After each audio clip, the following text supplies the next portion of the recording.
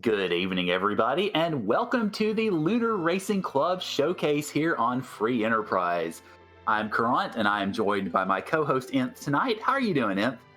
I'm doing pretty good. Thank you. Excited to see this Lunar Racing Club race that we have for you tonight. One of the more challenging flag sets as far as the clubs go, so it should be a good chance to show off our players' skill tonight.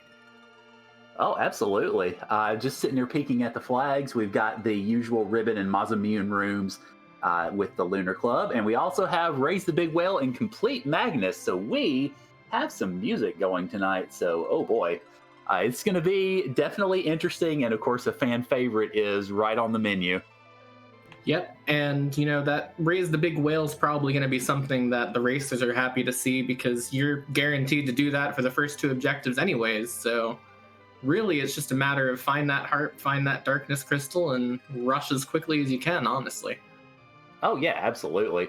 It'll be interesting to see just how quickly the runners do get a hold of it, and see if they can jet like they want to. So yeah, it should be very interesting. This will be the first LRC race that I've gotten to com or see, so it's going to be a lot of fun. I'm looking forward to it.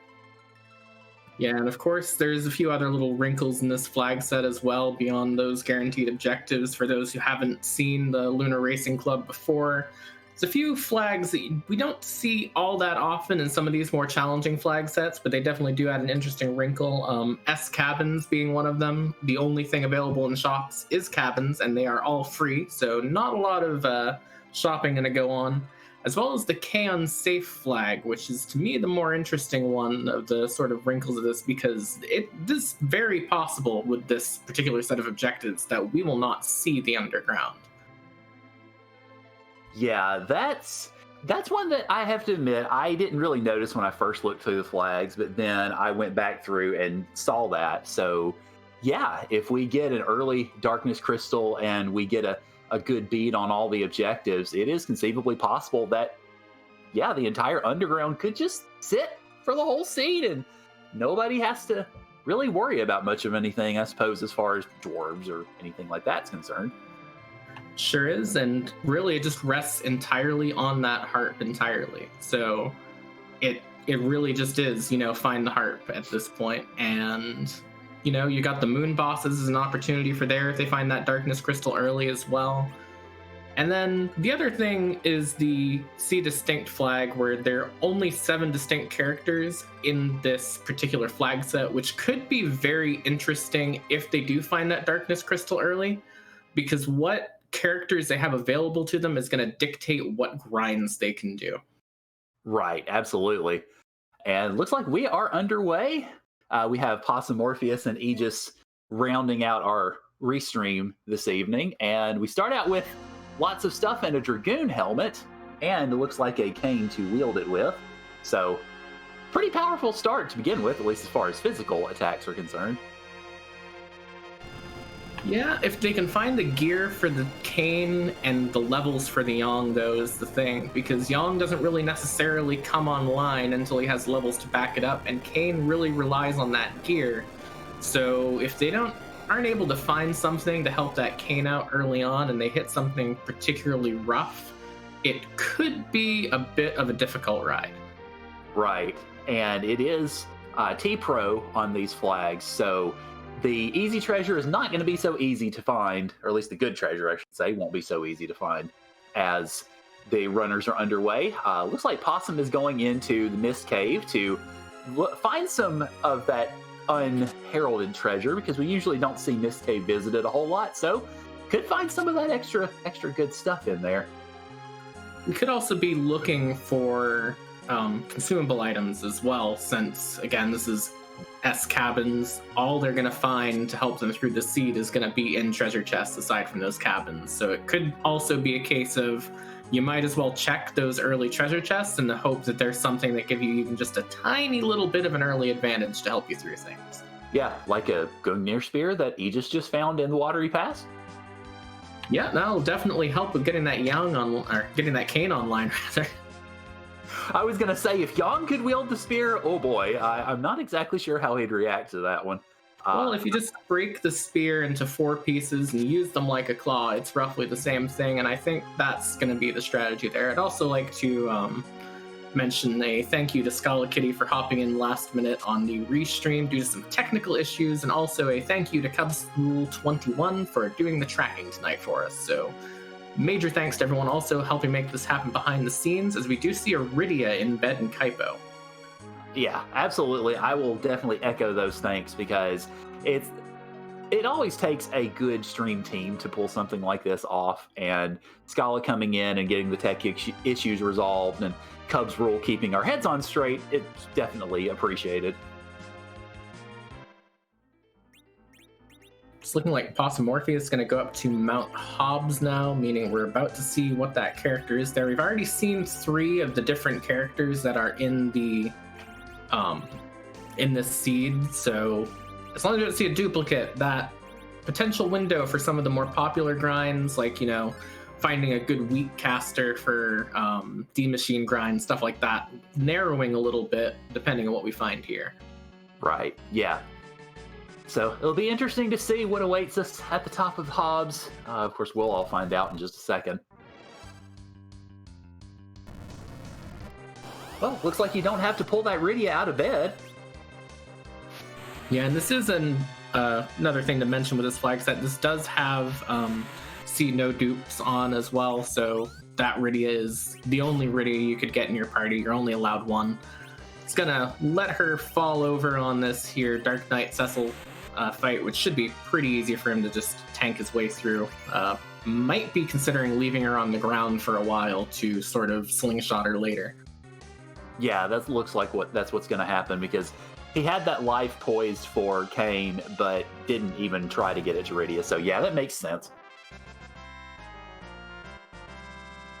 Well, I mean, he could have also known that you wouldn't keep the Rydia up through that last pulse anyways, too. So there's that. It's the question of, is it just that calculation, or is there a calculation of, will he leave her down after this?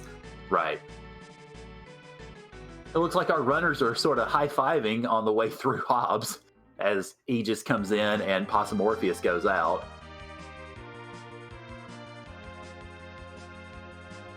And it's looking like Possumorphy is going to head over to the Antlion Cave. So still sticking around these easy areas, not trying to do anything fancy, going to like ordeals early on or anything like that.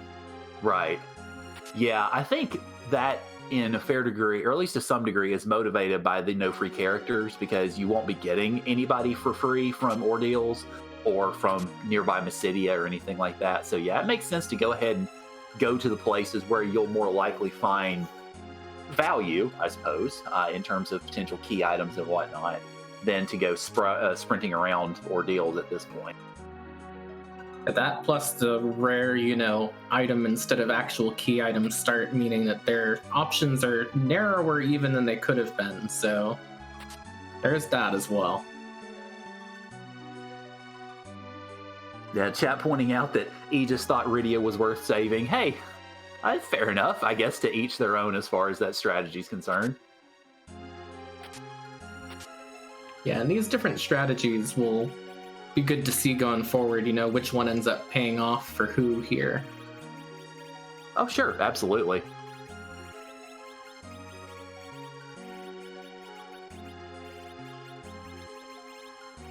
The question I'm having still is Possumorpheus going to revive that Rydia before the Antlion fight? It's looking like he's not going to do that. Yeah, it does not appear so at the moment, although it looks like Aegis is about to show us what the free summon is going to be for Rydia. And it looks like an awfully good one, too. Yeah, Sylph is a pretty good pickup that early on. Definitely was a good choice going there, and we're going to see a good old Dr. Luggage at the bottom of the Antlion Cave. Yep, so, well, if he can get Lugay and company taken down quickly enough, you don't have to worry about all the story yakking in the process. Yeah, you get to cut out a little bit of his enthralling backstory here, or entirely his enthralling backstory here, since he's just going to go down before he even talks in the second part either. Yeah, sorry, Dr. Luggage. Your luggage got left at the airport. have to go to baggage. Oh my goodness, that's a good thing to pick up. Well, we were talking about how it could just be a matter of find Darkness Crystal, find Twin Harp, and rush to the end in the Jet Seed, and it's looking like it's opened up a little bit in that way. Just a smidge, yeah. So the real question is, who's on the moon, and in what order do you keep going? Because I feel like you would probably want to have, obviously, all 5 of your characters before you do your grind. But, you know, you're going to have to go to probably Baron Inn to get that last character at this point. So there's a question of what's there too. You know, there's a lot of question marks that this raises in the end. Right.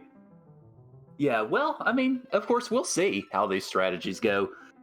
I do want to go ahead and mention real quick, while Possum is raising the big whale, we do, of course, have Possum and Aegis on Restream. But we have, from what I can see, 12 runners total tonight. So got ourselves plenty of free enterprise action. And hopefully everybody will have fun. And hope you guys are enjoying what you're seeing here right now. Yep, and as always, we'll keep you updated as people end up finishing once we get towards the end of the seed, even if they're not on the stream. And that way you'll get a good idea of exactly how fast people were able to go in this very early Darkness Crystal seed. Yeah, we may have ourselves quite the jet on our hands, so definitely keep your eyes peeled. We certainly will be. All right, so Possum is going to the moon, and we shall soon see who is waiting up there and see what he decides to do in regards to all the things that await on the moon. Probably a little low level to be doing much of anything yet, but still go see who the character is and take it from there. I mean, you could always fish for a free boss somewhere down there and hope that there's just one of the really, really easy things. A question in chat, are all objectives required? Yes, all objectives are required, and the objectives in this seed grant the crystal to go fight, and that is a Vanilla Fusoya spot. I was about to say, the old man didn't go anywhere.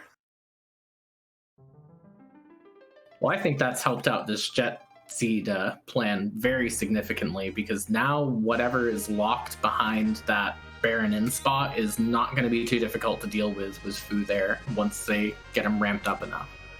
Yeah, good luck anything standing up from that point.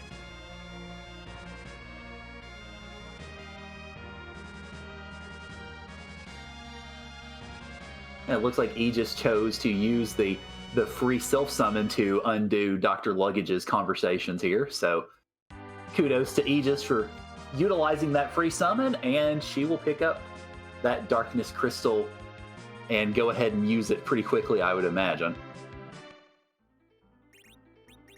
It's looking like Possum's going to go back and start clearing up some of these early bosses. This is a run that does not have the Vanilla Fusoya flag on, so each boss that they clear is going to give him an extra 100 max HP. It's going to give him 3 more spells, and at this point I think you're kind of just hoping to get one of those really good spells early on, as we also have Vanilla Demist. Well then! All right, I guess we've got ourselves plenty of vanilla ice cream to hand out to stream tonight. It's where those calls of "is this even randomized" start coming in here. Yeah. And he's gonna go check that Demist right away. Oh, absolutely. I mean, why wouldn't you? Especially since you're right in the neighborhood.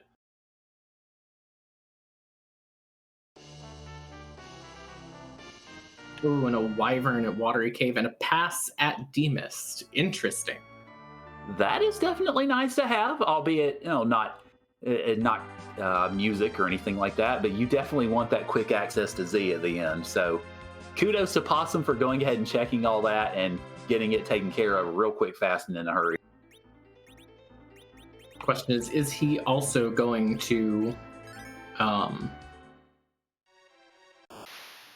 reset out of this Wyvern fight, or is he going to go for it? I think he probably won't have too much of a problem with the Fusoya available to him. Yeah, I can't imagine so, although Mega Nuke has made liars out of both of us. Yeah, well, you're always going to have that one time per night when you're immediately proven wrong, and I'm glad to get it out of the way early.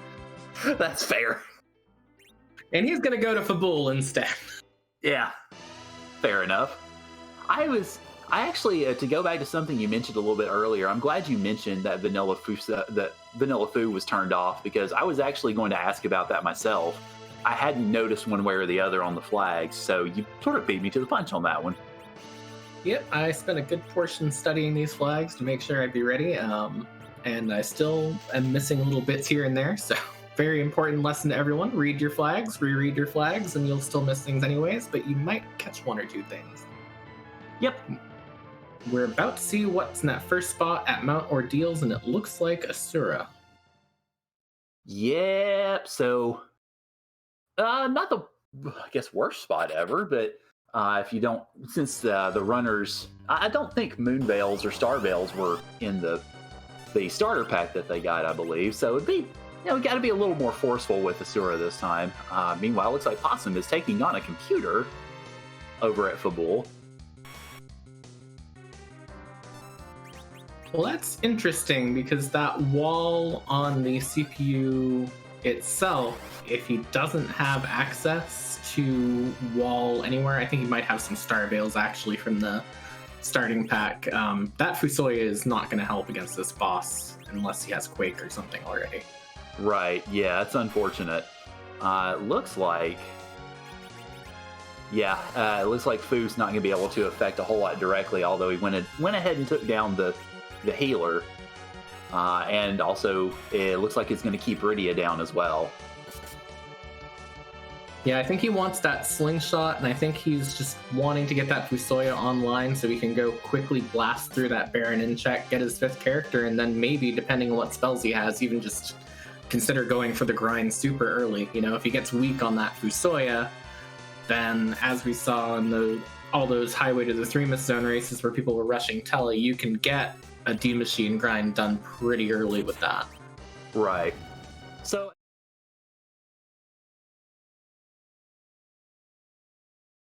or is it just is it determined in a certain order? I believe it is completely random. As you see, he got Lit 3 and Charm. He has Lit 2 already and does not yet have Lit 1.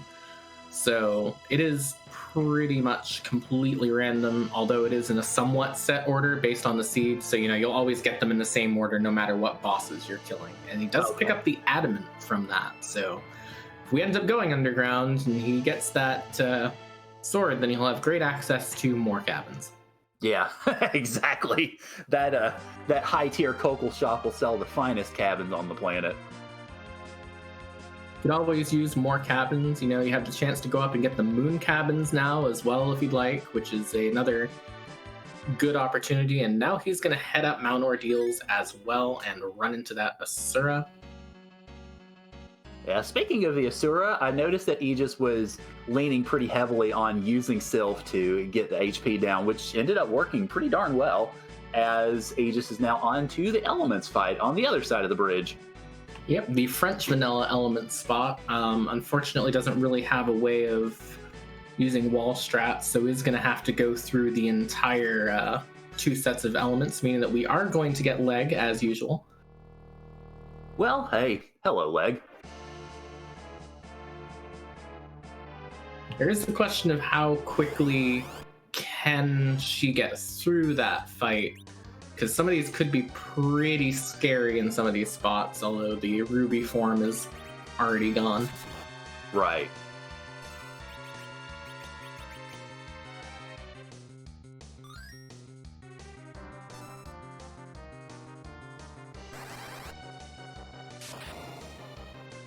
Yep, nice and cleanly through, and means we are, as Possumorphia stealing 42-24 to Asura, and she's already gone too, so we're getting close to seeing that. Picks up Ice 3 and Life 2. So Ice 3 could be potentially useful here. Yeah.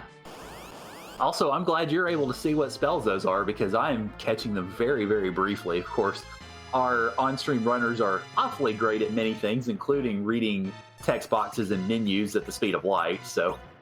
it can be hard to catch sometimes. Speaking of the lightning fast text boxes, there's the key item check coming up here, and it is a package. Well, that could potentially unlock a unique character, but I don't know if the runners will take advantage of that now, because it does take a little bit to clean all that out, and especially with a darkness crystal already in the key item list, might want to be going other places first and doing other things. It might be an interesting choice for Aegis to go check that, as we're now seeing Mylon Z in here. Decided he was going to go inside after getting beaten up on the other side of the bridge there, and unfortunately just going to end up falling pretty easily again. I can see Aegis going for it a bit more because she hasn't gone up to the moon yet, hasn't seen that Fusoya, might as well quickly check and see what that character is. But for Possum, it's a little bit weirder of an idea because you probably would rather just get that easy combined key item and character check at Baron Inn. Yeah, I can definitely see that on both ends.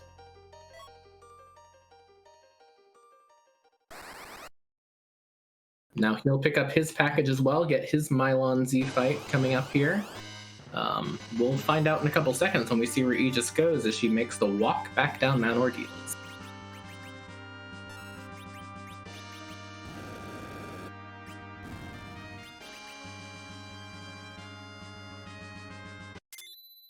And that Mylon Z fight went real fast. I didn't quite catch all those spells, but he has finally gotten Lit 1 on that Fusoya at least, so he has the full set of lightning spells, which is always probably not massively useful, but still, complete set, worth something. Yeah. No set bonuses, but hey, it's good to at least have that completed, so to speak.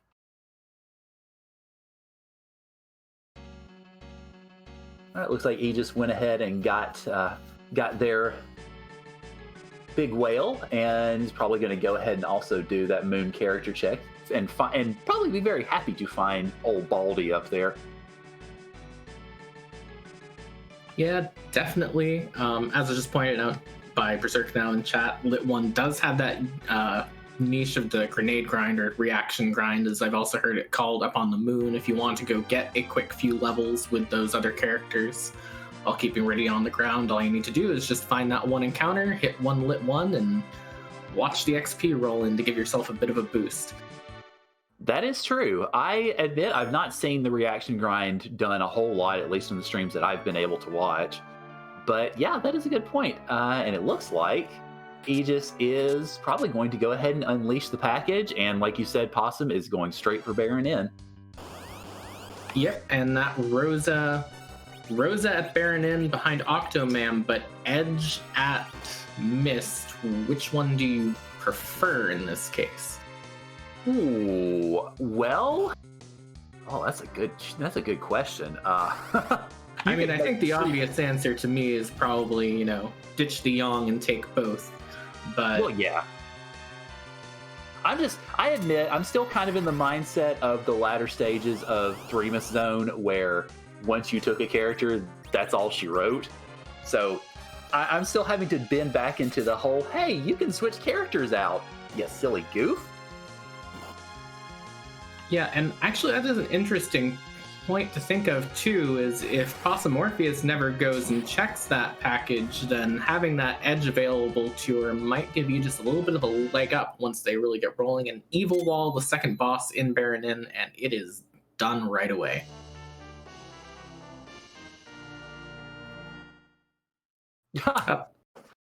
More vanilla.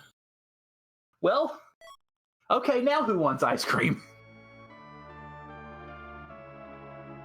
Still, the Rosa is a very good pickup too. I mean, having access to a good white mage is pretty good. I don't think that Fusoya has learned weak yet or anything either, but definitely has a lot of good damage spells available to him, but they're mostly those tier 3 elemental spells that have a long cast time, as now he's going down to check Baron Castle itself. Right. Yeah, I haven't seen him get weak or anything like that yet either, so like you said, it's the high elemental spells, that can be serviceable, but take a bit.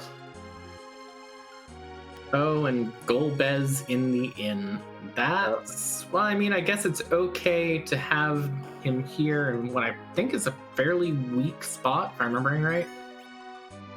I would imagine so, given that it's at the pretty much at the beginning of the game. But all the same, though, you still have to wait for Shadow to do his thing, and which, fortunately, with 3 party members, Shadow's not going to be lunching on too many of them. Yep, and that'll secure her that edge as well. And then, you know, she still has yet to go up to the moon to find that Fusoya yet. That could be, you know, a really solid early party of 5.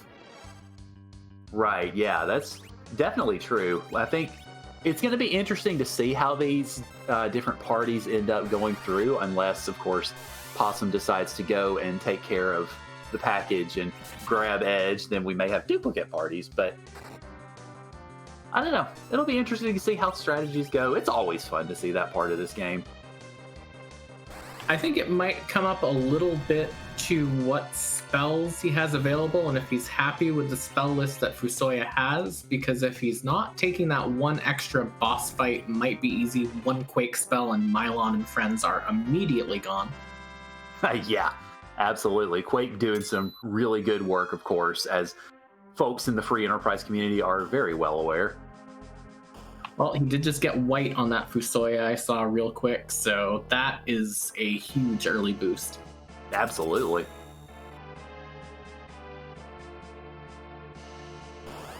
And it looks like we had more leg ruling over Baron tonight. Oh, this could be pretty good if he, just pops an Ice 2 down on him. I think he's probably going to die in one hit.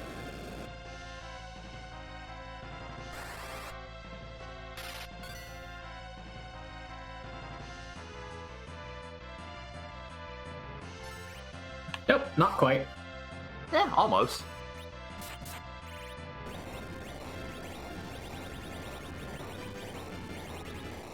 One hit, 3 hits, roughly the same anyways. Yeah. First try, third try. Or first try, third time, I guess.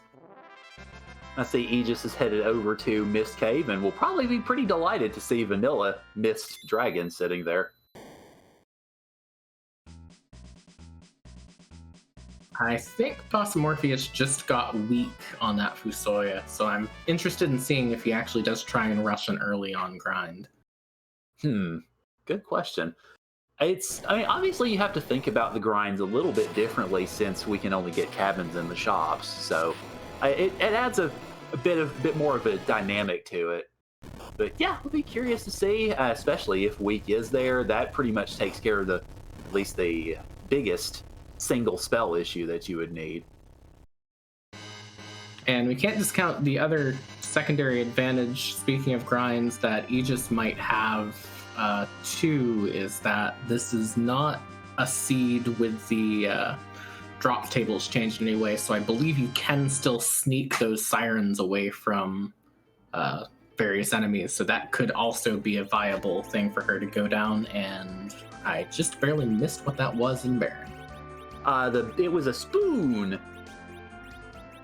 Well, now we just have to hope that one of the 2 remaining characters we haven't, well, one remaining character that we haven't seen yet is Edward, and we'll be all set.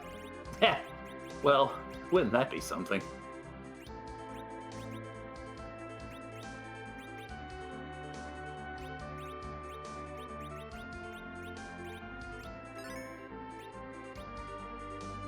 And it certainly looks like Possum is setting up for at least maybe getting ready for that D Machine grind. Turned encounters on, certainly.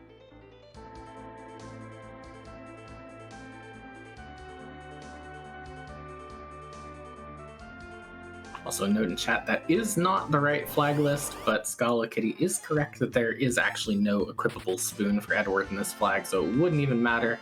And now it's looking like Aegis is going to go pick up that Rosa while Possumorpheus sets up for his grind.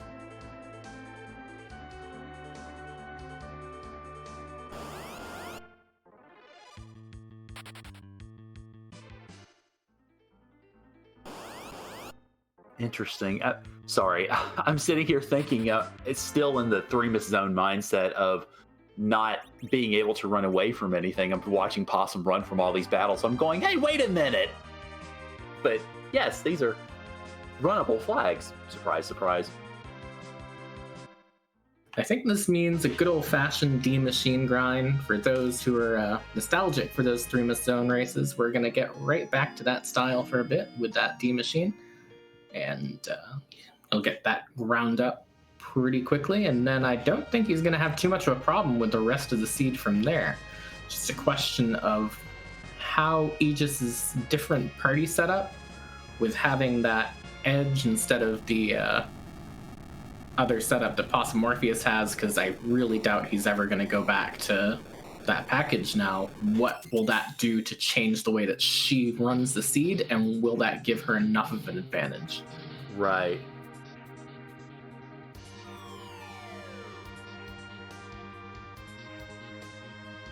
All right, so Aegis has that Baron key, and it's time for Possum to go have some fun with some D machines. So have fun, Possum.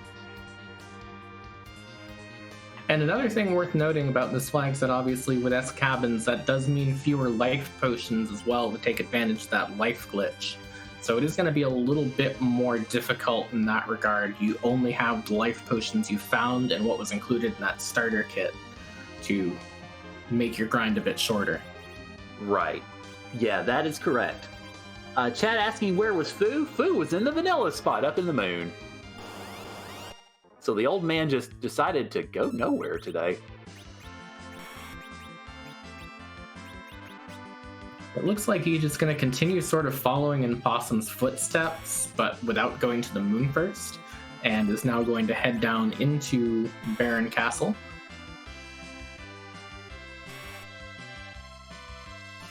Yeah, I don't figure that Aegis is going to have a whole lot of trouble going through here. I mean, certainly Possum didn't, and even though Aegis hasn't gotten, I don't think Aegis has gone up to the moon yet to do that moon check, but still having an edge in the party is going to definitely make some of these boss fights a little bit easier. So I don't imagine Aegis will have too much trouble. Aegis is doing a whole heck of a lot more looting though than did Possum. Found a siren, that's not bad to find. Well, every one of those sirens that she finds and like that can be a little bit of an advantage later on, especially, again, with that edge and the ability to sneak sirens away. You know, you could see a different grind from her. You could see steal sirens and do that. I'm not entirely sure that would be faster than just a regular, like, D-machine grind or anything like that, but it is a possibility. Yeah. I think at this point, D-machine would be quicker just because... and I could be wrong on this, so feel free to correct me, please. The only place that I'm aware of that you can steal sirens from would be those, at least I've only seen it in the tower, the lower part of the tower, which is underground. So if there's more spots, then please educate me accordingly, but that's the only one that I remember. To be honest, now that I think about it, you're right, and I actually don't remember if they are available anywhere else either. Honestly, I've never had to resort to stealing sirens, so I'm not used to that myself. Hey, you lucky dog. I remember having to do that plenty during the 3 Miss Zone tournament. I think it's probably more my lack of experience more than anything, honestly. And now we're going to see, what's quicker on this Mylon and Friends fight.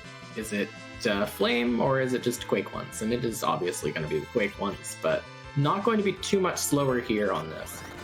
Right. Yeah, Quake may have taken care of everything in one fell swoop, but Flame took care of all the ghasts, and that's obviously I think the most important part of that fight, because if you kill Mylon first, well, them ghasts suddenly pull out their boxing gloves and they become a whole bunch of Evander Holyfields on you, so you want to make sure the ghasts go down first.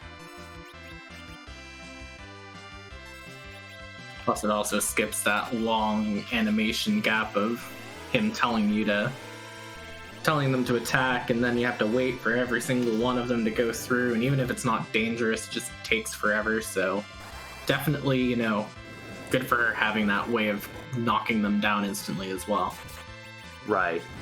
Chad actually pointing out to it on our question of a moment ago that you actually can steal steal sirens from the searchers in the giant. So there is that, but if you're in the giant already, it just takes a short time longer to set up for D Machine. So ultimately, it depends on what you have access to. And depends a little bit on when she goes to the moon and if she finds that Fusoya, because for some reason she decides to grind before she goes up and checks that moon spot, which I don't imagine she will, then D Machine is off the table because there's no weak caster available. Right. I don't think Rydia would have weak at that point. I'm not even sure if she learns weak at all, thinking about it.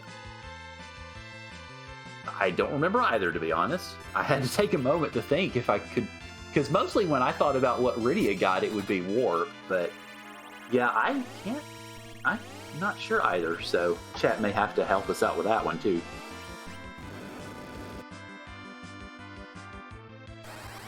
Yeah, and this grind is not going great, as Solaris pointing out in chat, because Kane keeps swinging before that life goes off, meaning that each one of these, he's missing that life glitch on, meaning that just adds one more of these D Machines that he has to fight by the end of this. Yeah, it certainly is slowing him down a little bit. I have a feeling whenever we get the chance to talk to him later, he's probably going to be kicking himself a bit for that, but it happens. Meanwhile, Aegis has gone to Baron's throne and discovered that leg rules the day today. Seems a little bit unfortunate that glare hit Kane. Yeah, I was going to say, because Aegis didn't have the firepower to be able to take Rubicon down quite as quickly. Unfortunately, we are seeing some of the more emphatic elements, shall we say, of Rubicon's attack pattern. Yeah, and really that's going to be about the only thing that's scary for her about this fight is going to be that glare, because the Fire 2 does not do quite enough when she's through either way for that self-healing to not just immediately make up for it. Right. Well, good news is Aegis was able to take Rubicon down, and so we'll soon be getting their silverware. The esteemed Baron family spoon that has been passed down from generation to generation until someone left it in the bucket accidentally. Well, hey, I mean, you can't keep up with everything in the house when it's been taken over by all the monsters.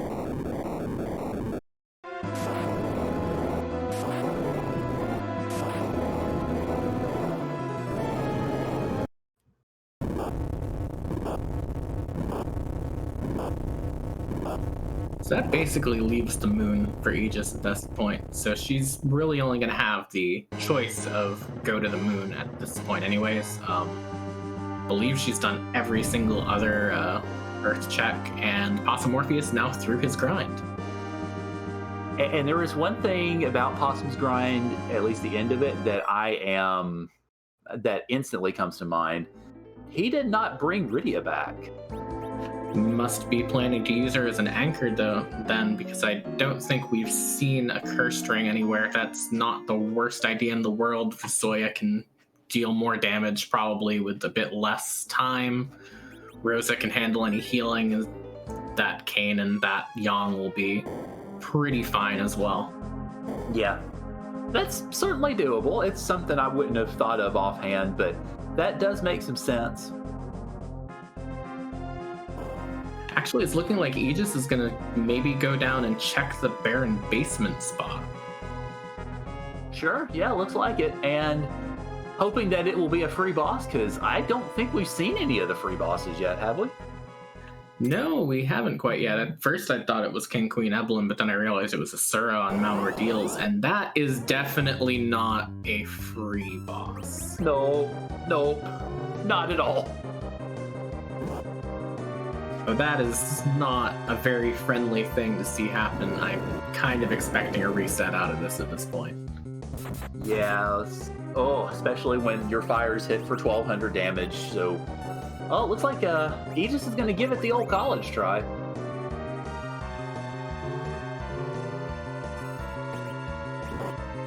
while she's doing that, Possum Morpheus is going to hit up the moon checks. So I feel like this is a situation where you'll see the usual bottom up looting of the moon, since that ribbon room is required.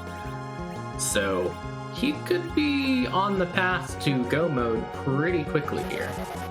Yeah, I would definitely say bottom up as well, because both the ribbon room and the Maza altar are required. So, of course, those are both at the tail end of the moon. So yeah, bottom up definitely I think is the best strategy here. And if there happens to be a harp behind one of those two, then that is it. Right, yeah, absolutely. Looks like, unfortunately, Aegis had to reset out of the Mage's Sisters fight, which is understandable, because that is not an easy fight in the Odin spot. Yeah, I think we're going to see her go up and get that moon character. There's a bit of a question of, with that Fusoya, do you think, well, maybe I should go try that Magus Sisters spot again. Maybe I can get through it. This Fusoya has Quake. I might be able to knock them down before they do too much damage. That's a possibility, sure. And I wonder if... Well, obviously the fact that Aegis went and did some of those other boss fights before going up here to get Fu is going to make a difference, because not as many opportunities to get those spells. Well, those spells, if I'm remembering 100% right, I haven't actually run with without Vanilla Fusoya in a while, but I'm pretty sure those all still count towards the spells that are unlocked, so he'll just have the spells he would have had he been in the party all along. Okay, well, if that's the case, then yeah, then this makes more sense. Unless I'm misremembering, which is a distinct possibility here.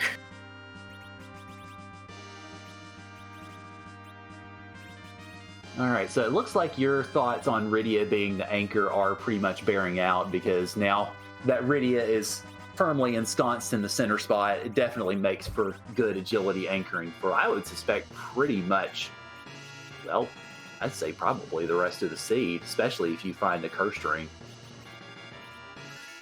Yeah, and you can see by that HP it is indeed full-on spells Fusoya.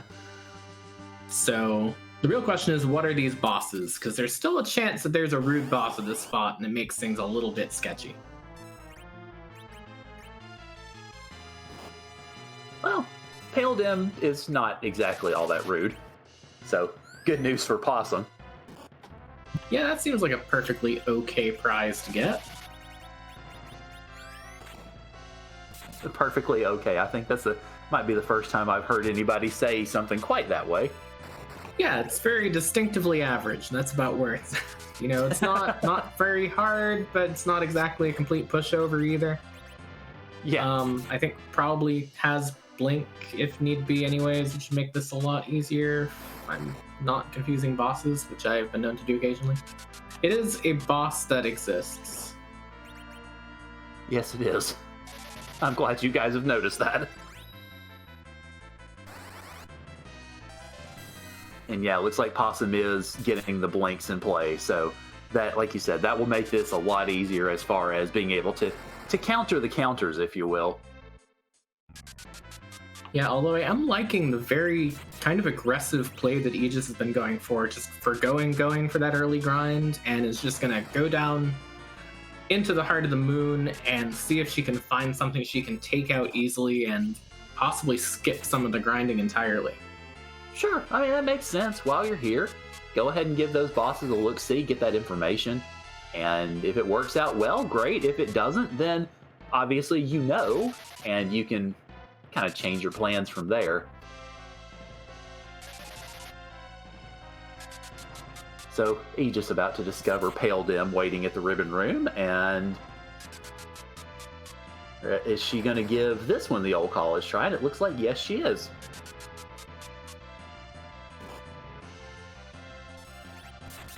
Well, if she can get the blinks up quickly enough, this might be fine. Right, yeah.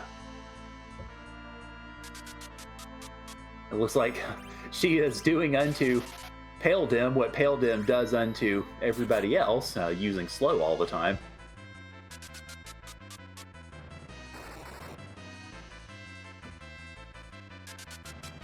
And So look like we've got both of our runners pretty much at the same spot, so I feel this is a good time to go ahead and say, go follow our runners. Possum Morpheus and Aegis are putting on a good show for us tonight. And we also have, as I mentioned, 10 other runners off stream who are also running for people's entertainment. So definitely go follow Possum, go follow Aegis, and definitely kudos to Inth, who is helping me to not be a complete blabbermouth on the comm, and Scala Kitty stepping in at the last minute to get our restream issues sorted out, and Cubs Rule keeping our heads on straight with tracking. So definitely kudos to all of y'all. It definitely makes this great to have a good team at our backs here. And there is the reset out from Aegis, and at this point I think she's gonna have to go for a grind soon instead of continuing to try pushing these. Yeah, I would imagine so. It'd be interesting to see what's here at the Maza altar, because Possum hasn't gone down that way yet, so this will be a completely fresh reveal for everybody. Yeah, if she does find the freebie, that would be good. Yeah, absolutely.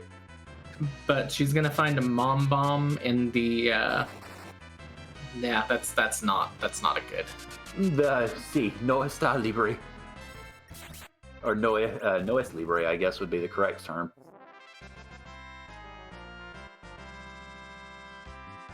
Well, we're about to see what's at this white spear altar instead, and it is Baron Guards, which could be okay. We're also about to see Legend Sword, and there's the Twin Harp in the ribbon room. Oh dear. Well, there's your music, everybody. Welcome to go mode for Possum Morpheus at this point. He just needs to go down, take care of that mom bomb at that Masamune altar, and that's it. Yeah, well, I suspect just go ahead and take care of the Masa altar now, because you're there, and then jet off to do the music. And we could very well see Possum, given that he already has that grind in. I wouldn't be overly surprised to see Possum at the Z fight at about an hour or so. Yeah, especially with that pass, you got from that early demist. It's really just a matter of take down this boss, immediately go to music, and then once you're done with music, you're right at Troya anyways, or at least can be right at Troya anyways. You just need to go into the room, and there you are. Yeah. So I get the feeling that Possum is probably feeling pretty good about himself at the moment, at least once he gets bombed, I suppose. Yeah, and this shouldn't be too hard of a fight since he has the party for it. It was really only particularly scary for Aegis just because of the lack of levels. So Right. I don't think he's going to have too much of a problem here. Yeah, I don't see that either. And meanwhile, it looks like Aegis is going for that grind, so we shall see D machines abounding pretty soon, although I didn't see the specific setup, so I was concentrating a little bit too much on Possum's screen, I'm afraid. I'm not sure if she turned off encounters. She might actually be looking to see if she can find a free boss at one of the boss spots instead. Interesting. That could be an idea too.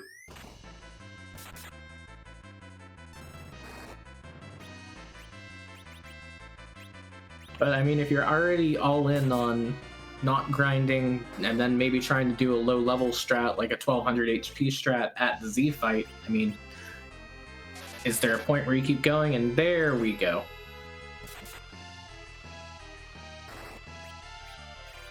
Alright, we're gonna see the grind now, because she did just turn encounters on before exiting. Right. Yeah, Scala mentioning she might be trying to find the D machines sort of on luck, if you will. And Mom Bomb gets bombed, so Possum now has that third objective taken care of and has a Sand Ruby should he care to wake a non-necessary Rydia up. But that's not going to happen. Yeah, unfortunately not able to replace his Rydia with another Rydia, whether or not he wants to. So really at this point just going to need to walk out or warp out of the moon and head on over to music. Yeah.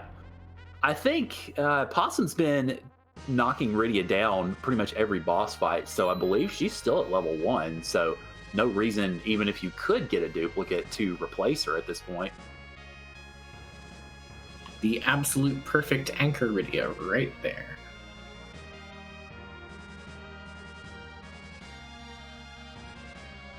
And there's the fight for Aegis, so grind time it is for her as well. Yep. And Possum doing the flex, taking the big whale over to Troya, just show off all the real estate that he has at his leisure here. And within probably about a minute or two, we are going to have ourselves some spicy tunes tonight. You know, you always like to see a guaranteed music seed, so tonight's a good night for that. Absolutely. Unfortunately, looks like Aegis had to exit out of the attempted grind and is going back out of the moon. So maybe has to realign a few things just to get that grind ready to go. Based off of what Solaris is saying in chat, she did not have the foo in the party that she reset to, so she needed to go back to get him in order to do the grind because she didn't have a way of casting weak. Oh, that's unfortunate. It's unfortunate, but it's just a bit of a correctable hiccup, and she's going to go back, find that again, and be able to get that grind pretty stable. And once she gets that, you know, she knows what she's up against. She knows that she's already checked all that. You know, she can catch up some of the time through that anyways when she gets through this grind, because really all she needs to do is just plumb the depths of the moon, and that'll be it. Right. Meanwhile, looks like Possum is going through the Dark Elf fight, and so unfortunately wasn't able to get everybody down before the Dark Elf got to toss those elemental spells around. So it'll be just a moment before we get some spicy music, but pretty soon DJ Spoony B is going to be getting his instruments ready, and we will get to see and hear what is available, what is on the channel tonight.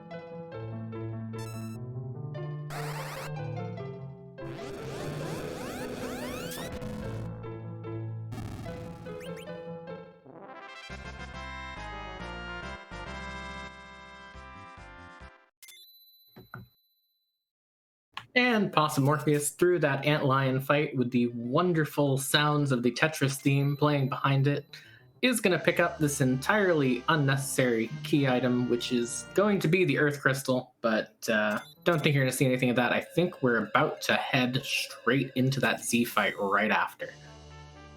Yeah, definitely. Or, I mean, he could do it for the memes, but I can't imagine that, given that it's a raise, I don't think he's going to.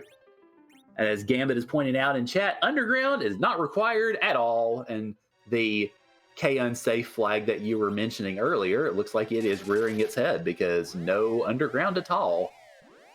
Yeah, when I mentioned that, I didn't expect it to actually happen, but call it commentator's curse or commentator's luck, either way, it has actually happened. And now he is heading for Troya.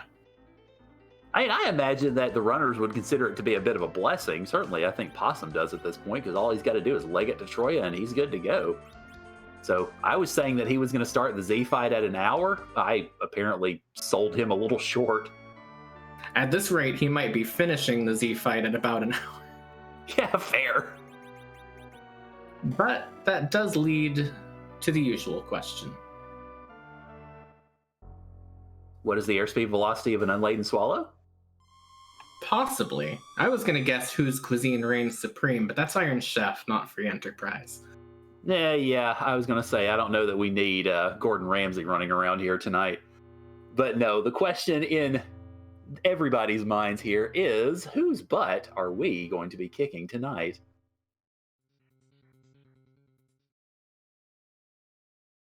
Cubs? I don't know.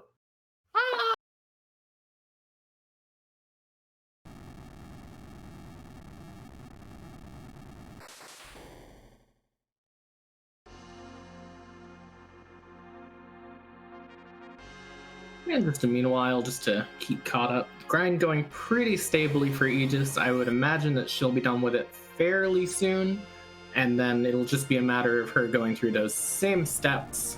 We're about to get the crystal toss, though, and see what this Z fight actually is, hiding behind its initial appearance.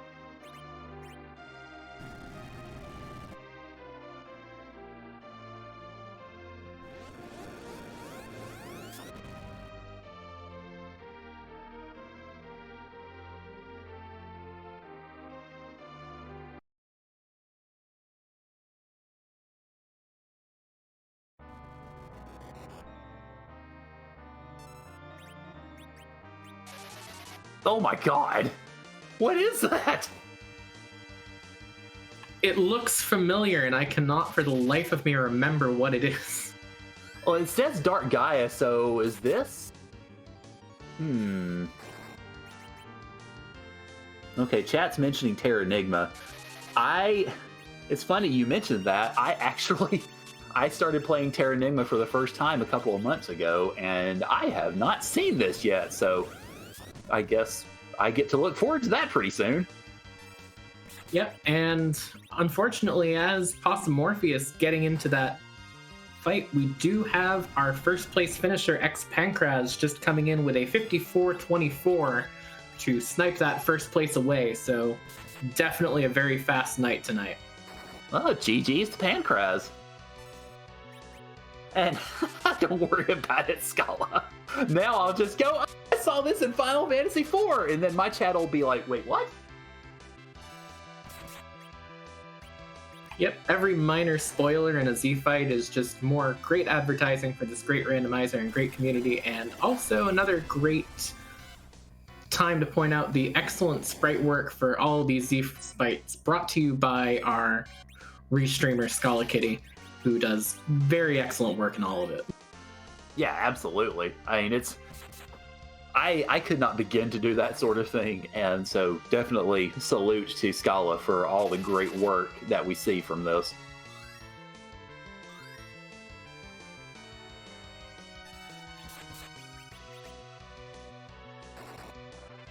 And this fight looking like it's going to be pretty stable, so not too much to talk about. I mean, that Yong with 4,000 HP and that Kane both being berserked up are just going to really clog up that queue, and I expect that it won't be too much longer before we see him taking down Dark Gaiamus for tonight. Yeah, I'd imagine so. I mean, having a Fu at your command with such awesome power, and then, of course, having Rosa being able to cast wide as well. Yeah, I don't see Dark Gaiamus being long for this world.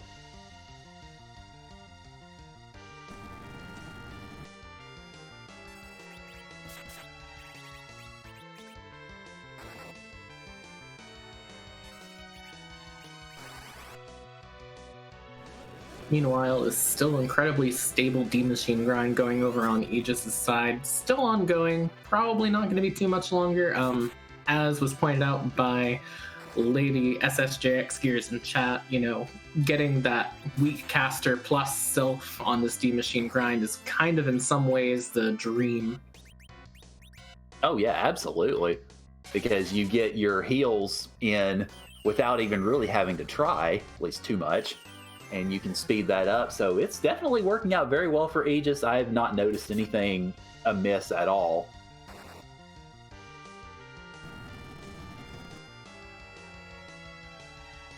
And GG's to Possumorpheus as he managed. Oh, I thought I saw that. Never mind. That was the wrong flash. I am missing things tonight. Don't mind me. I was about to say, whoopsie. I just saw the wrong flash. I got my games confused. That looked like the Kefka flash in Final Fantasy VI. That's why. Ha! I just want to say hello to Pancras, who is in a free enterprise chat with us. GG's Pancras.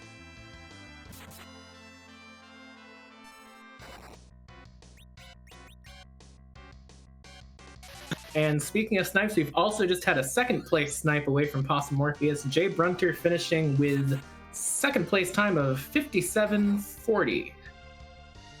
So GG's to Jay Brun.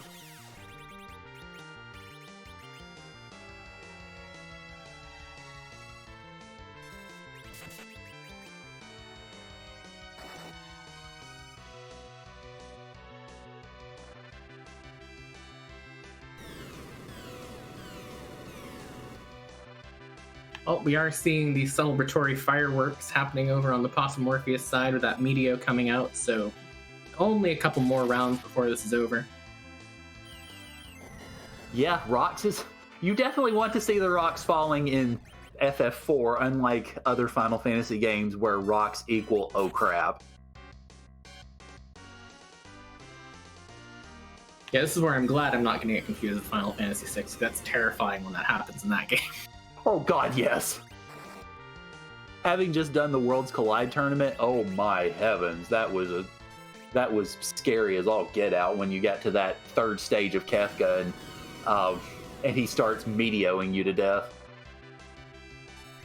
But it's just a matter of another couple of hits on this third stage of the Z fight, and that will be it. And there's the actual flashes, so GG to Possumorpheus coming in third place with a time of 59 minutes flat. GG's to Possumorpheus. We will see if we can get him in the chat to have ourselves a grand old conversation. And meanwhile, Aegis finishing up this grind, so we're going to also get the chance to see her go through the rest of this seed. It should be pretty quick, because I expect she might head straight back up to the moon and do that ribbon room in Masamune Altar, and once she sees that, she knows she's good to go. Oh yeah, I imagine it's not going to be long at all, I think, before we see Aegis camping out with Dark Gaiamus as well.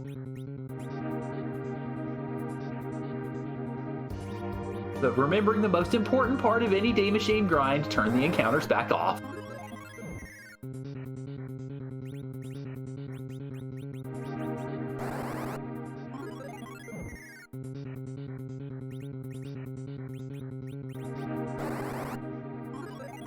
Now, one thing that is going to be a pretty big difference between the two of these when we do eventually get to Aegis's Z fight, she has not chosen to just keep an anchor in her party in the same way that Possumorpheus did, so it might be a little bit of a rougher fight when she gets there as well.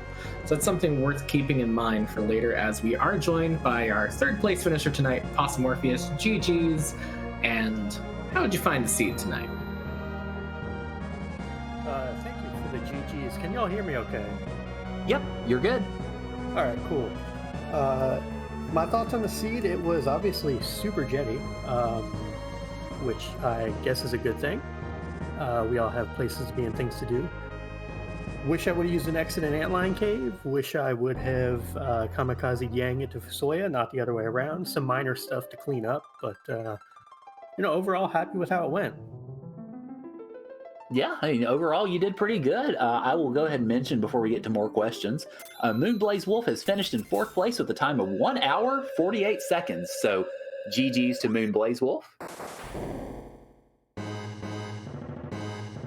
Well, yeah, GG's to Moonblaze and GG's to Pancras and Jbrun TR and everyone else who has finished so far and who will finish shortly. that was a fun one. So, yeah, thank you. Thank you for the roll on that.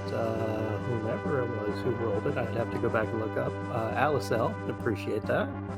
Well, I think you can mostly blame Scala for this one, because unfortunately Alicel had some technical issues and Scala had to step in last minute. So I don't. Allie did roll it. Okay, well, thank Allie then. Yeah, well, thank you, Allie, definitely. Well, thank you, Scala, for stepping in. Always the fairy godmother or fairy aunt of Free Enterprise, fixing everything that ever goes wrong. So we appreciate you definitely from this side of things. Thank you, I believe, what is that, Kurant and Enth for doing comms, and thank you, Cubs, for tracking the buttons. Whatever's left over from what I may or may not have eaten, I apologize for nothing. Well, I mean, in some cases, eating all those buttons might have been what led to this jet seed, because you can only put in the seed what we can actually light up on stream, as you know. So, That is true. What went through your mind when you got to that ribbon room and you saw that twin harp there and knew that, okay, I just need to get these last 2 objectives done?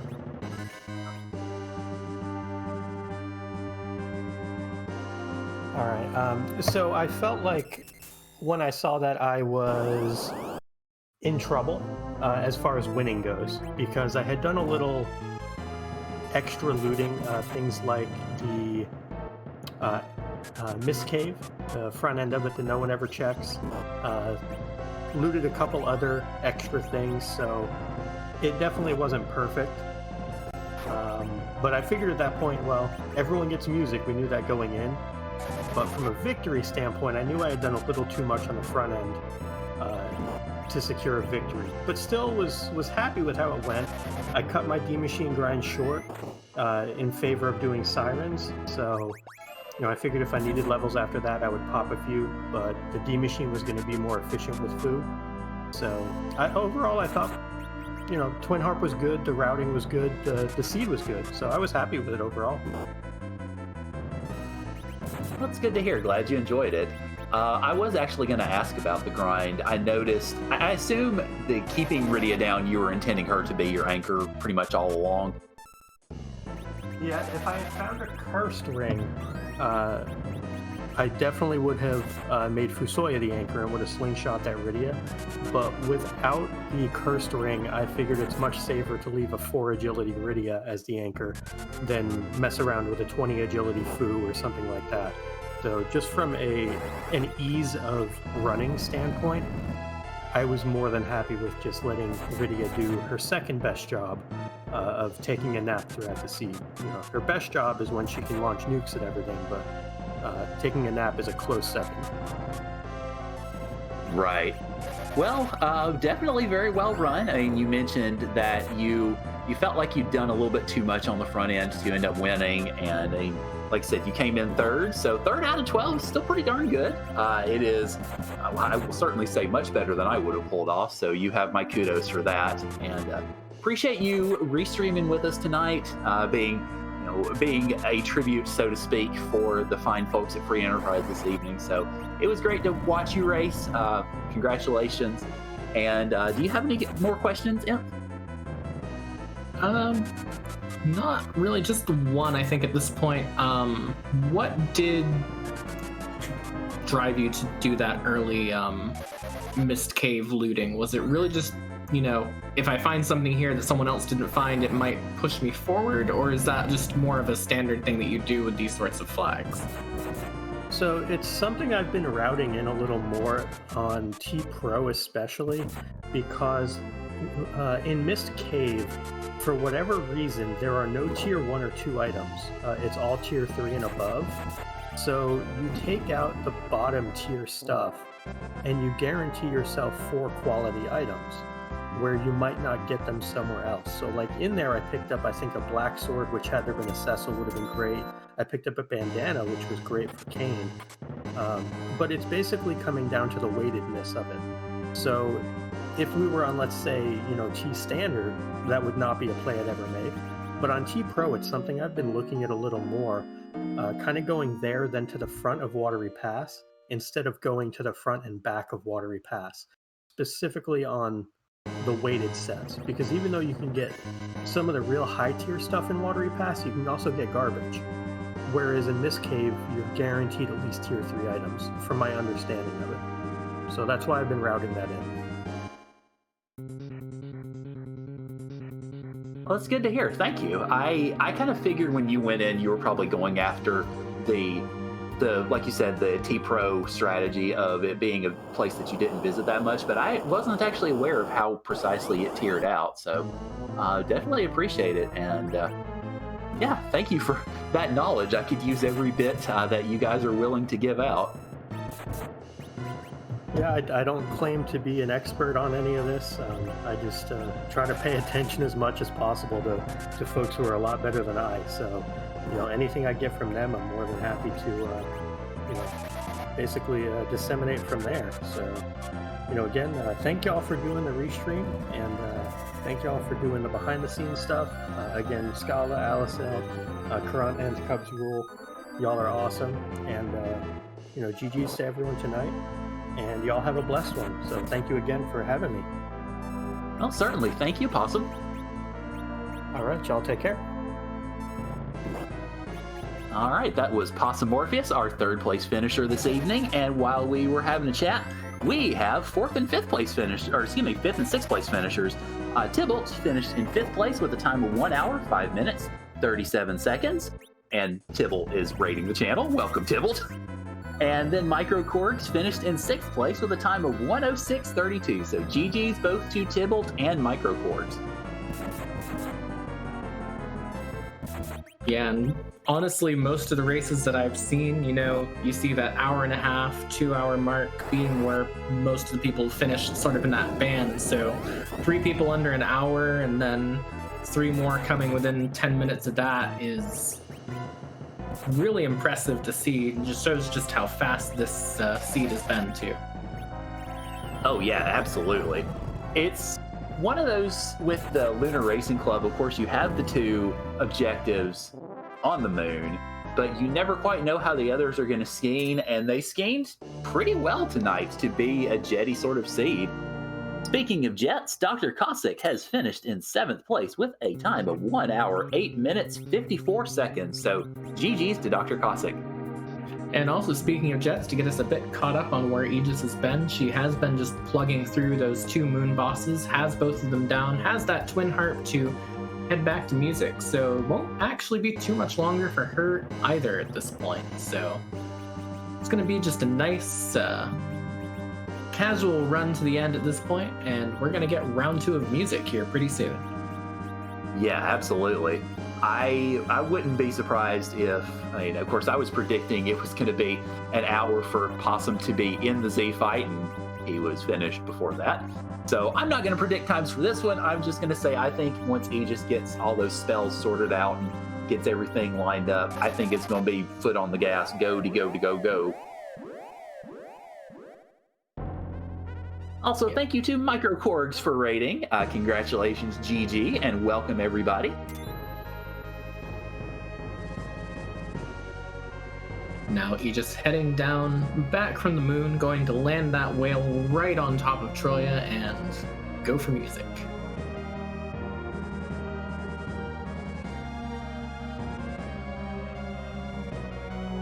Or gonna land and take the smaller airship, which, probably a bit friendlier to the people of Troya. No one wants a giant lunar whale descending upon their town. Yeah, it kind of takes up a lot of space. Yeah, poor Troya doesn't have a whole lot of landable real estate, at least close to the city. You got to be, you got to be generous and understanding that the townsfolk, although they do appreciate the great vista that the big whale gives you, they do appreciate having a little bit of elbow room to be able to move around too. Yeah, and just, the whale is probably pretty noisy with how it has to fly, and you have to be very, very cognizant of that too. You want to be a good neighbor. Yes, well, Tybalt mentioning in chat you always need to crush a house. Well, if you want to do that, may I recommend FF7.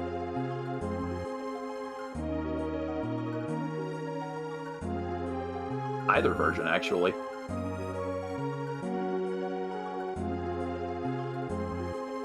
You know, it actually took me a minute to get that. Now I do get it. It's very good. Well, I've fairly recently played the remake, so that's why I had it kind of in the front of my mind. It's like, wait, Crush. The house, right? Yep. All right, looks like Aegis is getting to the Dark Elf fight.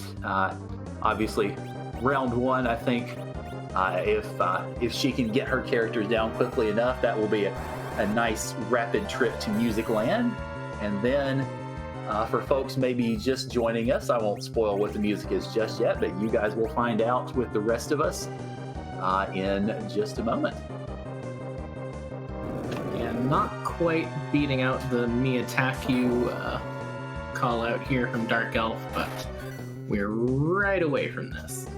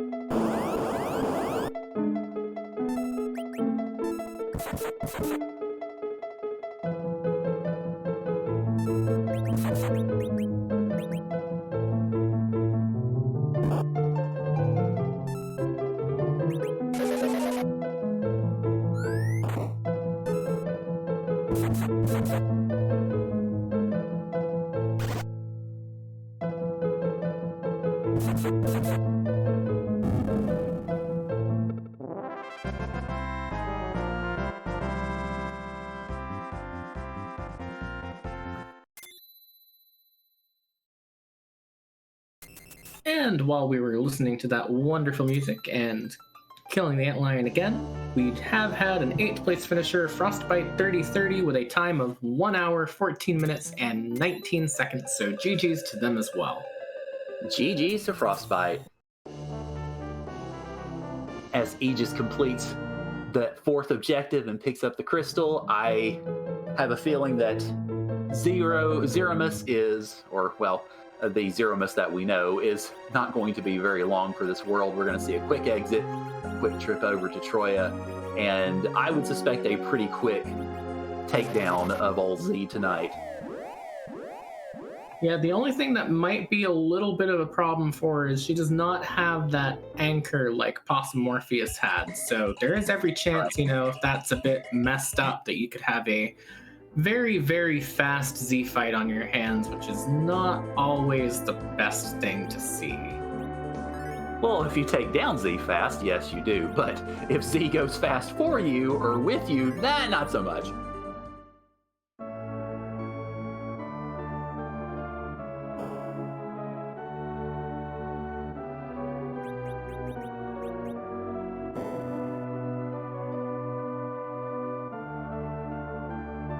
She's just opening up the pass door now, heading on her way down. The other thing that will be interesting to see is the difference in the speed of this fight caused by having that edge instead of having the, I believe she ended up getting rid of the Yang on her side for that Fusoya. I have immediately blanked on what she got rid of for it.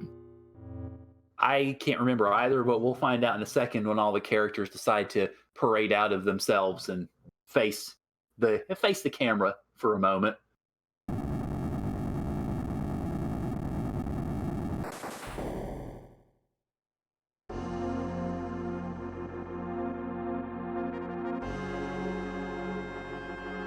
Yes, I was corrected for the Yang. So the question is, how does this edge make it faster than that Yang, given that we haven't really seen a lot of great weapons for Edge? I do believe she still has that spoon to throw because she reset out of the fight where she ended up throwing it earlier, unless she used on one of the other bosses in the meanwhile. So that's a good plus to have. Yeah, that's true. I mean, when you can just go for a nice casual quad 9's damage by tossing a piece of silverware at somebody, that's a good thing to have in your back pocket. And I did see it in Aegis's inventory, so we shall see some spoony throwing very soon, I think.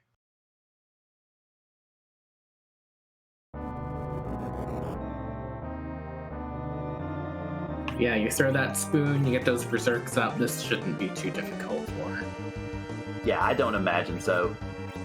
All right, so it looks like Kane is going to be the Starveil target tonight, and we're going to get some pretty quick, I think, bouncing off of whites and nukes and the like to go ahead and get Z under control, although we got a couple of applications of slow first because we never picked up any silk webs. I don't think I saw them in any treasure chest. Yeah, I don't think I saw them either, and there's always a chance that that silk web got used somewhere else as well.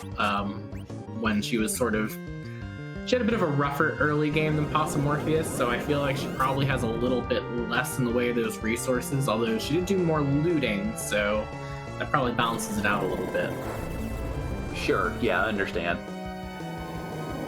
And Chad enjoying the fact that Dark Gaia has graced us with its presence tonight on the Z stage.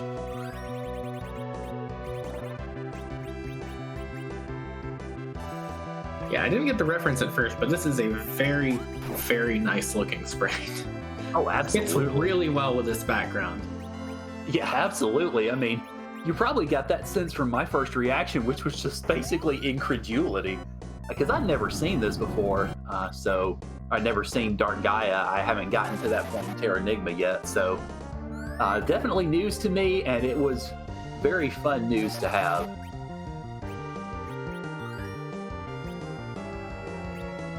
Well, what's interesting to me is she did put that Starveil on the Kane, but then jumped the Kane, so that might have been a little bit of a weird situation where things weren't quite working out the way that she expected, and she sort of had to come up with something else on the fly there. Possibly, or it could very well have just been habit. I mean, I know if I have Kane in my party, I'm probably sending him skyward, so could have been that too.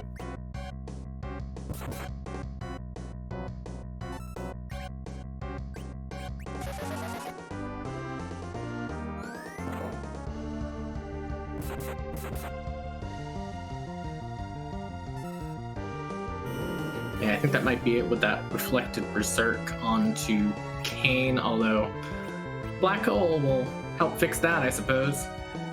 Yeah. Mixed blessing on that one, I guess. There are some times when Black Hole can be a little bit of a benefit if you wanted to change up the way that things were going for you in that way. So I suppose that probably ended up being a bit of a good thing in this case. Yeah, I could see it, and gives you the chance to heal quickly and get everything reset. Looks like Aegis is having a little bit of issue trying to figure out exactly what to do, but it looks like she's rebounding quickly enough. I think everything should be fine.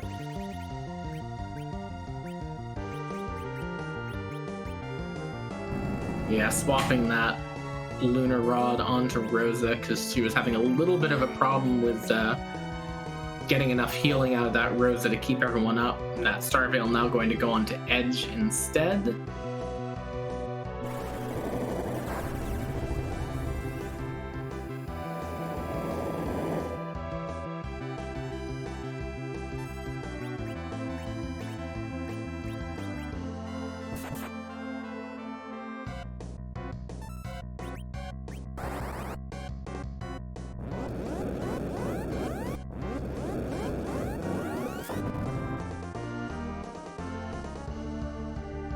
Yeah, it looks like on Aegis's side, probably the heals is going to be the biggest issue, although obviously having Rosa at your disposal doesn't hurt, but that virus was not very well timed, unfortunately. Yeah, this is actually looking a little bit scary. I think it's possible to recover it, but it's going to be a little bit of a rough ride until then. That black hole coming out again, probably a good idea to just leave that off so that you can heal that edge back up. Wait for that Rose's turn to come around again, pop a Cure 4. You know, this is something that can be stabilized. It's just going to be a little bit of a rough ride until we get there. Right. The good news is it looks like Aegis was able to get everybody back up and into full health, so that's certainly good, and getting Edge berserked again is going to get that damage back on, so hopefully we will see rocks falling on Aegis's side sooner rather than later.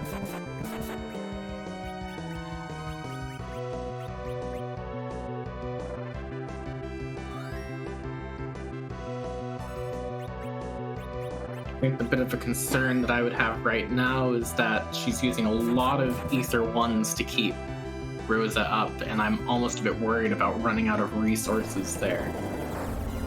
Yeah, I've noticed that she's also had Kane using Cure 2s to try to keep Fu up. So, yeah, that's obviously one of the concerns with a seed like this where you have the only thing in shops being cabins.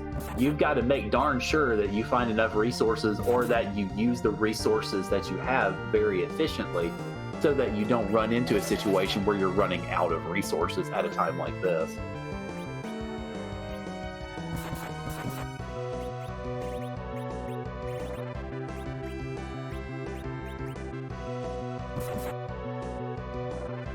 Yeah, and just running out of MP on Fusoi at this point in time, needing to use Psych to try and get some of it back is not ideal, because I think that's going to trigger a nuke counter as well. I think Fu's psyching Edge. Oh, it might be Psyching Edge. That is a good point. You're right. Yeah, at least I see who the target was there. Yeah, I think he's targeting Edge, or I think Fu's targeting Edge, I should say. So I don't think any counters will be an issue, fortunately. Okay, that does make a bit more sense. So that was what was going on there.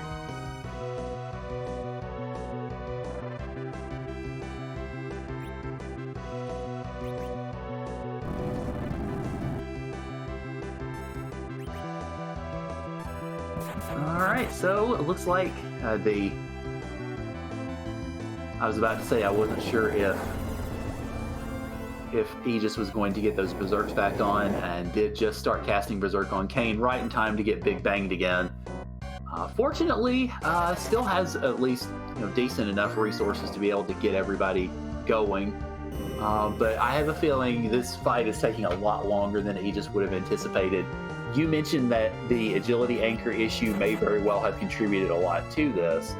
So it's certainly one of those things. I think Aegis can still get through it, but probably a little bit slower than she would have liked to imagine at the beginning of festivities. I think at very least it's giving us a very, very exciting fight, because, there's a lot of drama going on here. Every time that she gets a Berserk up, we're getting Black Hold occasionally. Was having a little bit of a problem keeping up on the healing until she remembered, I have that Lunar Rod, I should just pop it on Rosa and that'll take care of that, and it did. So we're seeing really, really good thinking on her feet for this as well.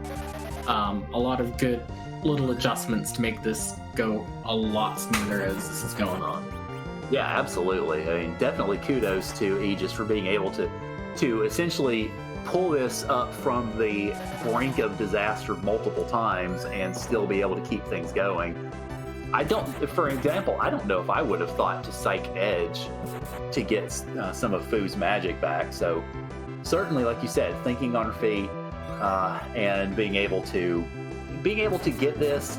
And it may be a slow fight, it may be a very gradual process, but it's getting done. And once we get to those rocks, I think Aegis is going to be very, very happy.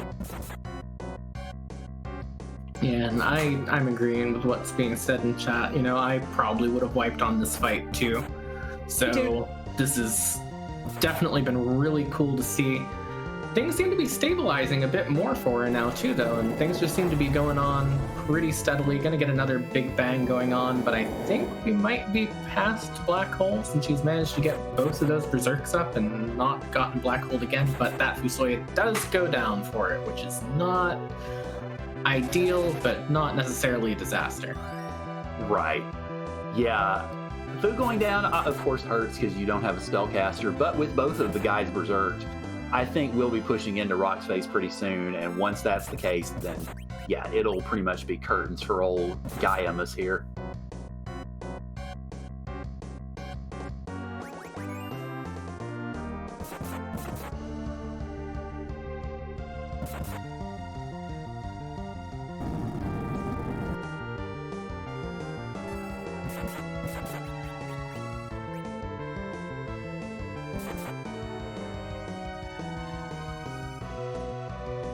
There's another shake coming out of Dark Gaiamus. Gonna get that heal down. There's the rocks. I think we're good now. Yeah, definitely. Oh, and the rocks dodged Fu too, so even better.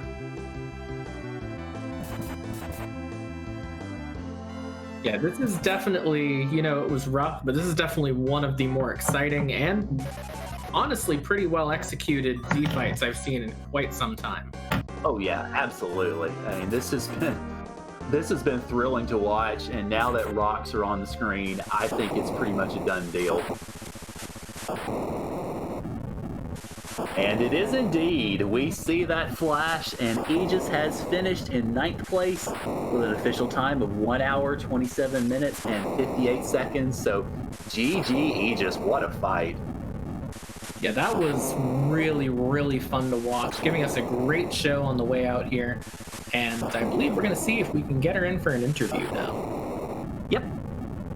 Also want to mention real quick before he just comes in, Roger McBain unfortunately was unable to finish the race this evening, but I want to go ahead and toss out GG's nonetheless, because to be here and to race these flags tonight is definitely an experience, and hopefully it's been a fun one, but unfortunately unable to finish tonight. So GG's Roger, and we definitely appreciate you taking part.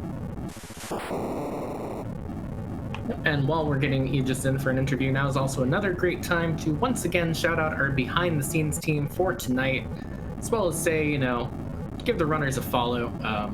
So thank you to our restreamer tonight, Scala Kitty, as well as our tracker, Cubs Rule 21, and also to Aliazel, who unfortunately had to step away from the restreaming due to some tech issues, but did give us this absolutely wonderful seed to watch. So definitely make sure that thanks go to her as well.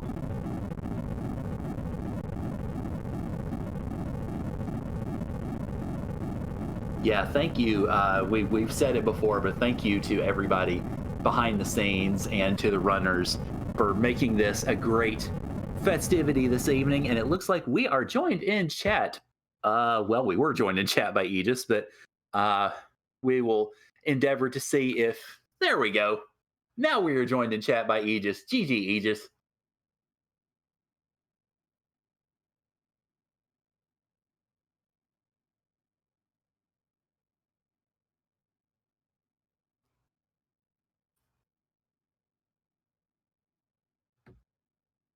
Sorry, it's sitting on the parish screen, so I think that's what Skull is referring to.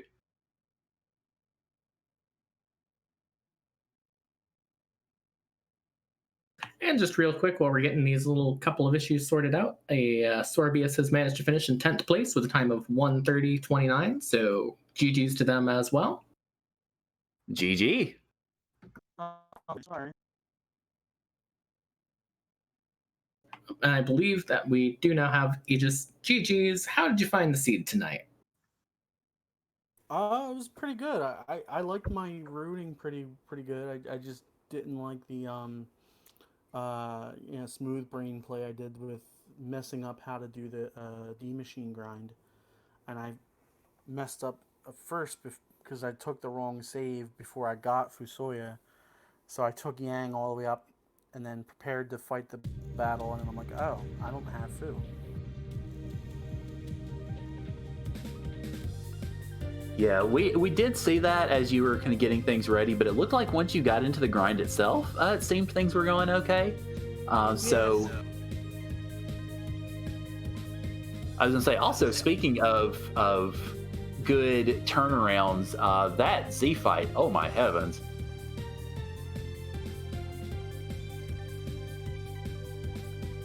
We were sitting there. Yeah, we were sitting there watching.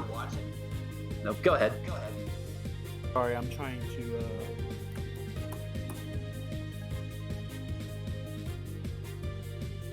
Nah, that's quite all right. We've unfortunately tech issues have kind of been rearing their ugly heads at us tonight, so no worries.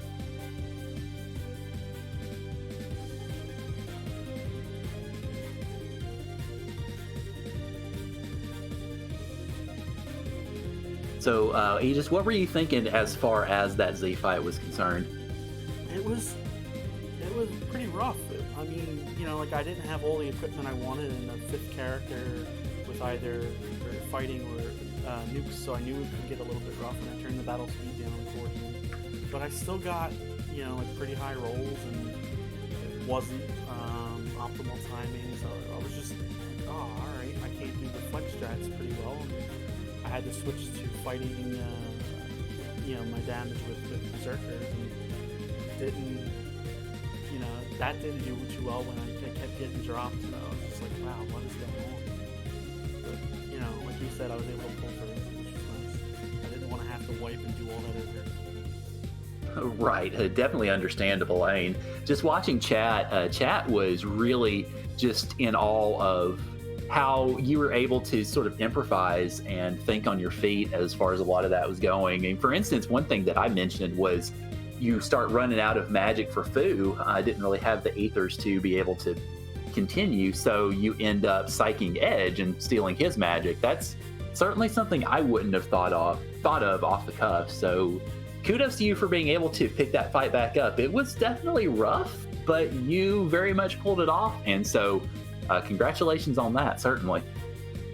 Thanks. Yeah, I was thinking of doing that for the D machine grind, which is why I had it on, like, you know, in the front of my head, you know, tip my brain, whatever you want to call it. I had it, you know, available for the Z fight for that, because I was thinking of doing it. I forgot whether or not the, what do you call it, the starting equipment set had ethers or not, so... Yeah, I think that was an issue that a lot of the runners had to kind of worry about, was because the shops only had cabins, you had to either use what you got at the beginning or use what you found. So it was you had to very much MacGyver the seed together to some degree. So yeah, definitely kudos for being able to do that. What did you think as far as not having to worry about going into the underground for a Lunar Club seed? That was really weird. I mean, I know the unsafe flag is on, so you can have to do the moon progression first. But honestly, I was like, oh, okay, I'll just get my characters and try to grind on the moon. And then in Baron, I'm like, all right, I got a healer coming up, and and I get the Baron key, and I'm like, all right, fine, I'll dive that. And then it's like, all right, well, you know, like, I guess I could go to Fabul next, you know, like, I still had 1 or 2 checks after that, and I remembered to check for the Demas, which I was surprised to see in the vanilla location. But, I mean, it didn't get me a key item, it just got me the pass, so I was like, oh my god, I was not expecting it. I haven't played enough of these flags, I guess, because unsafe really hits you, out of nowhere. Yeah. Well, it definitely made for some interesting viewing. We appreciate you coming on the restream, certainly. Nth, did you have any questions before we finish up for the evening? Just the one, as you know, you're mentioning you'd wanted to grind on the moon like that. What led you to the decision to, you know, dive the moon, see the bosses down there before doing any sort of grind? Were you looking for just an easy boss, or was there another strategy you had in mind there? Well, I knew that once I got Fu, he was like the only character I had that was with enough levels to deal with bosses. So you're right, I was looking for something doable with lower level characters and medium rated equipment. but I didn't find anything that seemed like it wouldn't be a slog. So I'm like, all right, well, I only have like 1 or 2 sirens. I forget how many I had. So that might not even be enough. Plus, I don't know if I had the hourglasses to stop the gold dragons or not. But even if I did, again, like I didn't exactly have the best setup for it. So I was like, all right, well, now that I know I have Fu, let me just get out of here and go do the grind, since I had to have gone to the moon to get him first, so I couldn't have done it before going. But again, like I said, I kind of messed up, took the wrong save file down, and that's where everything kind of like unraveled. Well, it is unfortunate that unraveling happened, but you did really well to pick yourself back up. So we definitely appreciate it. Gigi, thank you for joining us for the restream tonight, and hopefully you have a good rest of your evening. Yeah, thanks. It was pretty fun. All right, well, that was Aegis, our 9th place finisher tonight. I'm going to peek in the race room real quick to see if anybody else has finished. It looks like, yes, our final finisher for the evening is Kappa, finishing on 11th place with a time of 1 hour, 33 minutes, and 48 seconds. So GG's to Kappa. And that will conclude the Lunar Racing Club for this evening. So thank you all for coming in to Free Enterprise tonight. Thank you guys for joining us for this fun evening and making it a lot more fun for everybody. Make sure to give our runners, Possum Morpheus and Aegis, a follow. And also, thank you to everybody behind the scenes as well. Nth was my co-com and has graciously let me blather on all night. Scala Kitty was able to come in and take care of the restream tonight, and Alicel also was originally scheduled to, but we had the tech issue, so want to give a shout out to Alicel as well. And also Cubs Rule 21, keeping our heads on straight with the tracking. So thank you all for helping us. Thank you all for coming in tonight. Nth, did you want to see us out as we go? Let's see, check who we're going to raid real quick. We are going to go raid, Radio Hupfin, who is doing some free enterprising tonight. So, Nth, would you like to see us out? Yep. Thank you again all for coming, and make sure you pop in tomorrow night at, I believe, roughly the same time for the Friday night community race and on Randomania 2. So look forward to seeing you there, and good night, everyone.